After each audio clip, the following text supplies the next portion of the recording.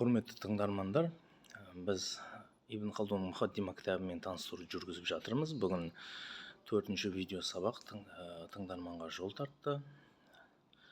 Бұл 4-ші сабақта кітап авторы тарихи тұлғаларға тіл тигізудің зардаптары және сол жалған ақпараттарды әшкерелейді. Әрине, тарих тұлғалар өте көп. Не үшін автор осы Харун Рашид пен оның баласы Маъмунды таңдап алды дейтін болсаңыз, Харун Рашид пен Маъмун бұл мұсылман ренессансының негізін қалаушы. Бұлар әуелі хикмет қазыналар деп аталатын кітапхана ашқан, кейіннен Байтул Хикма деп аталатын үлкен ғылыми орталық ашқан. Бұл жерде Ибн Масауей сияқты, Әл-Хорезми сияқты көптеген ғұламалар үлкен-үлкен жаңалықтар ашқан болатын.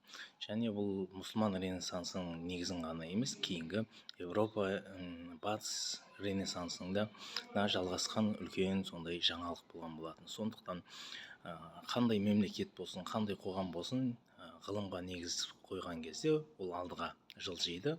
Әрине, қай қоғам болсын, қандай қоғам болсын, ғалымдардың болатын белгілі, ал ғалымдарды мемлекет тарапынан, жалпы саясат тарапынан қолдауы үлкен жетістіктерге жеткізетінен тоқталу мақсатында осы тарихи тұлғаларды ақтап алуға барынша ден қойған болатын.